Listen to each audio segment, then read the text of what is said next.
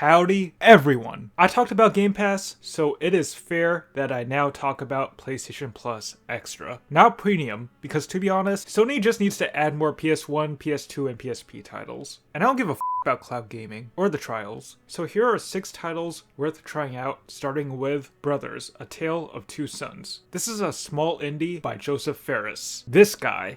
I'm a passionate man. Nobody will ever, even if I do AAA, this is an independent game, but even if I do that, it will always be the game I want it to be. It is centered around 2 brothers in a fantasy world, where everyone talks like they're from The Sims. They are trying to save their sick father, and the only way to do that is to set off on this adventure to grab water from this tree.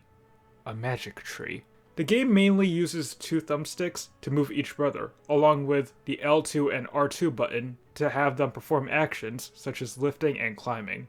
It seems simple, but it does take a while to get used to. But once I do, I discovered that Brothers is a pretty quick and unique experience that is worth playing through at least once. Up next is Bloodstained, Ritual of the Night, a spiritual successor of the Castlevania series, because Konami is being run by clowns. Well, to be fair, the Silent Hill games that recently got announced do have potential. I grew up with the DS games, so I was ecstatic upon hearing about Ritual of the Night. In 2018, a prologue title called Bloodstained Curse of the Moon dropped, which was pretty fun. Then Ritual of the Night released in 2019. I bought it for the Switch, and it sucked. Not the game itself, but the performance issues on the Switch version were awful. I got pretty far in the game, but I had to quit it because of how bad the frame rates and the input lag were. Well, I saw it on PlayStation Plus Extra, so why not play for a bit a few years later? The gameplay does not add anything new or innovative to the Metroidvania genre, and I never really cared about the story and characters, but former Castlevania producer and current producer of the Bloodstained series,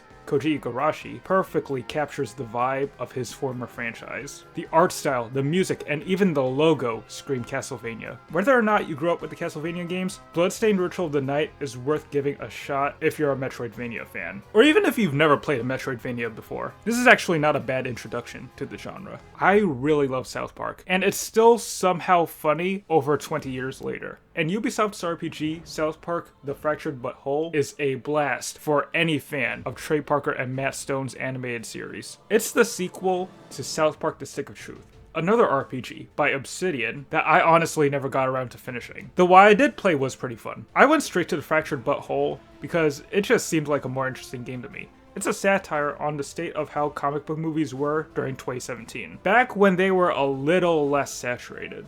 The battle system is relatively easy to pick up, but as the game goes on, it is simple to the point that it gets a tad bit repetitive near the end, but the writing is great and full of the very divisive humor of the show. And also, just exploring the town of South Park can get pretty addicting, especially if you're an avid watcher. On top of that, there's a side mission where I get to commit insider trading. The next game on the list is the Final Fantasy VII Remake. I played the original for like 10 minutes back on the PlayStation 3, but 12-year-old me had no attention span, so I couldn't even get through the prologue. So I ended up closing the game and started going back to Mass Effect and Batman Arkham City. When this game was being marketed, all I kept hearing was that this was part 1 of the story. That made me skeptical as hell. I was really burnt out on episodic games. I'm talking to you, Telltale. Though after playing the demo, I was like, yeah, the combat is actually pretty good. Screw it, I'm buying it day 1. And after finishing the game, I gotta say that with the exception of some pacing issues, the episodic format does actually kind of work. The story and characters are great. They got Badger from Breaking Bad to voice a character in the game. And I gotta say, Aerith is frickin' wife material. They better not kill her off in the next game. Plus the music is so damn good. And did I mention that the battle system is addicting? It's like the perfect blend of turn-based and real-time combat. Like I said before, there are some pacing issues, and the ending is pretty abrupt, but I am ready for the sequel. And the PlayStation 5 version, Final Fantasy VII Intergrade, does include some extras, like performance modes, and a DLC where you play as Yuffie. Now I'm kinda tempted to pick up Crisis Core when it drops. After years of being delisted and inaccessible due to being a digital-only release, Scott Pilgrim vs. the World, the game, has been re-released. Based on the cult classic movie that really kicks ass, which is based on the graphic novels that I really need to get around to reading. This is a beat 'em up with a retro art style that feels great to play.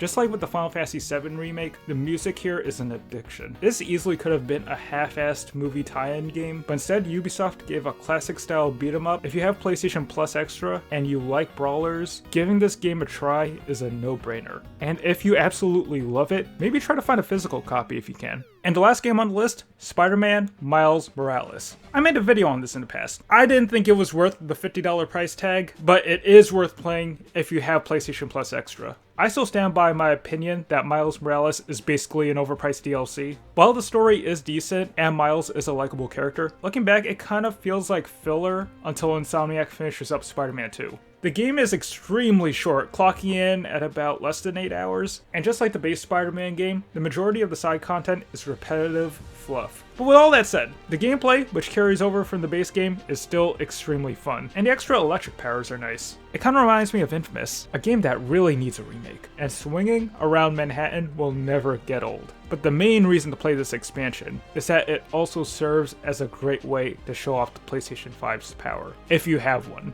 I heard they're getting easier to find. When I played it at launch, performance ray tracing mode wasn't on here, but now it is. And after spending a bit of time playing with it, I gotta say, it's one of the best titles to try out once you get this console out of the box. Well, that and the Demon's Souls remake. I didn't include it on the list because, to be honest, I only played like 30 minutes of it, but I enjoyed the hell out of those 30 minutes. It's visually impressive, and I just really love Souls-like combat, even though I'm terrible at it. That reminds me, I still gotta beat Elden Ring. Oh, and Returnal's on PlayStation Plus Extra as well, but I still haven't gotten around to downloading it. Damn, my backlog is f***ing thick. Also, some of Sony's best titles from the 8th console generation are available on the service too, but I didn't want to put any of them on the list. Why? Because they might remake the f*** out of them.